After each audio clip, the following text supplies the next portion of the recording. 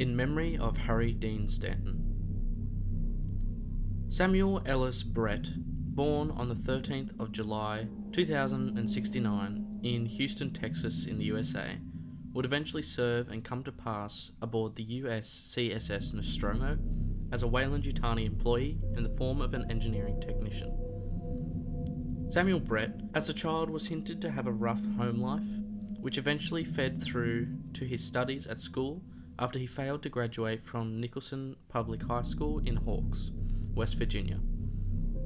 After this, he decided to instead take up study at the ICC Engineering Trade School on Earth, where he earned a degree in engineering and eventually became employed aboard the USCSS Hurd. Eventually, he transfers to the commercial towing vessel Nostromo, shortly before the alien infestation that would occur in the year 2122. One day, on a journey back to Earth with a full payload, the Nostromo drops out of FTL around the Zeta 2 Reticuli system. This automatically woke the crew, and Brett begins immediately conversing and joking around with his friend, Parker, and the other crewmates. They eventually come to discover that the ship has not reached the solar system, and has in fact fallen short. Captain Dallas informs them, however, that this was not without reason, as the ship's sensors had detected a foreign signal emanating from the moon known as LV-426. Brett, along with Parker, were determined to continue back to Earth and not fuss about this current situation. However, fellow crew member Ash reminded them that unless they were to undertake the investigation of the signal, they would be subject to a complete contract retraction, meaning for Brett that he would not be getting paid for his time aboard the Nostromo. Eventually, the crew decided the best decision would be to land the ship and comply with the company's regulations. They land the Nostromo on the moon of LV-426, and while Captain Dallas and the crew members Lambert and Kane go to explore the origin of the signal, Brett remained to help repair the damages to the Nostromo incurred during the landing. It was in fact a dust that had entered one of the ship's engines that had caused the damage. Together, Parker and Brett worked to correct the problem. During their time in the engine room, they were contacted by crew member Ripley, who wished to know the status of the repairs, with Brett agreeing with Parker, as he usually did, in that the ship was going to take anywhere around 24 hours to repair. Ripley eventually leaves, but not before making a snood remark to Brett and his buddy. Despite this, the two continued to work. As the hours went by, the away team sent to investigate the signal returned, and they did not return alone. Kane returned with an alien parasite attached to his face, which had rendered him unconscious. Captain Dallas wished them to be let aboard, while Ripley argues that quarantine procedures must be followed. Frightened at the prospect of an alien organism gaining a foothold within the ship, Brett hoped secretly to himself that Kane be left outside and quarantined. It was not to be, however, and Brett ended up witnessing the horror that was the facehugger in the flesh, as Kane lay frozen in the Nostromo's medical facilities after Ash had gone against the wishes of Ripley and let the creature aboard.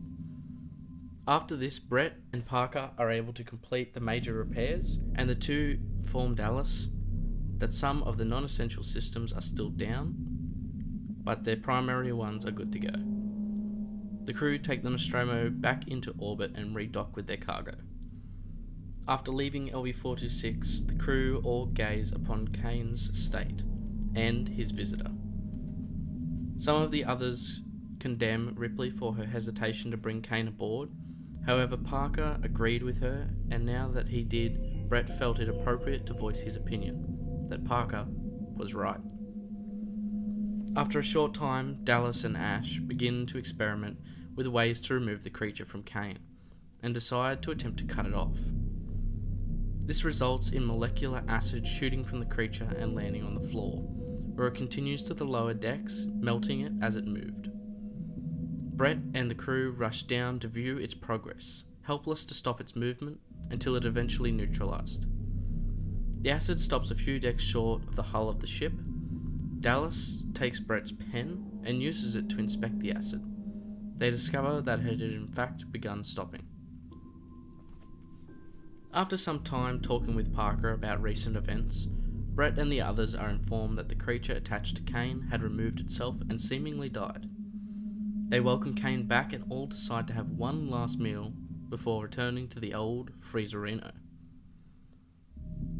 They all sit and enjoy their last meals. Brett sat quietly and he listened to his friend Parker converse with Kane. However, all of a sudden, Kane began to cough. Brett thought nothing of it at first. Nevertheless, Kane worsened and started convulsing. Brett watched as his fellow crew members tried their hardest to restrain Kane. Brett tried to pitch in by holding his legs, but this was to no avail. The next convulsion would send the entire crew into shock, as a spray of red, thick blood hit the inside of Kane's shirt. Brett began to back away, out of utter shock at the events unfolding. And after this, one more push came from within Kane's chest, and an alien creature burst free from it. It quickly ran from the room, with the crew still processing what had happened. They all hold a short funeral for Kane before ejecting his body from the ship into space. Brett quickly got to work, building a bunch of cattle prods that could be used to stun the creature and lure it into a trap, using nets to catch it. Ash added to this with the addition of the motion sensors. Brett was instructed by Dallas to go with Parker and Ripley in search of the creature. Brett carried the cattle prod, whilst Parker and Ripley held the net and motion detector respectively. While pacing throughout the cargo bay of the ship, the three encountered a signal coming from the storage lockers. They approached and quickly acted to capture the creature, but to their surprise, it was the ship's pest and rodent control officer, the cat Jonesy. Brett has a hold of the cat, but upon realising that it is not the creature, releases it. Parker and Ripley scold him. He hadn't thought that if the cat continued to roam the ship, they would keep getting false positive signals. Brett is sent by himself to retrieve Jonesy. Brett slowly but surely makes his way around the maintenance bay, calling softly to the cat. He eventually tires of play calling, overcome with the stress of recent happenings aboard the crazy ship. While pacing, he stopped. Water was coming from the ventilation system of the ship that had condensed and began falling down on the ground like gentle rain. He moves to it and begins to let the water run over his face, removing his hat and letting it soak in his hair. He is refreshed as he drinks the little cooled water droplets. However, suddenly, he turns his head to a sound that distracts his peacefulness. He calls again and looks to see Jonesy hiding just out of reach. Beginning to once again call Jonesy's name softly in an attempt to coax the cat out, he quickly notices that the cat has started to back away, quickly, after a sudden noise behind him. At first, he thought it must have just been the ambient sounds of the ship, but as more and more strange noises began, he decided to investigate the source. He turned around sharply as he comes face to face with a creature that would be described in that moment no less than absolute terror. He stood in complete horror and silence, as he couldn't even imagine a response to this. No option, nowhere to run, nowhere to hide. The creature was almost on top of him. If this was the same creature, then it had grown exponentially in the short time since its birth. It grabbed his skull and grasped it tightly.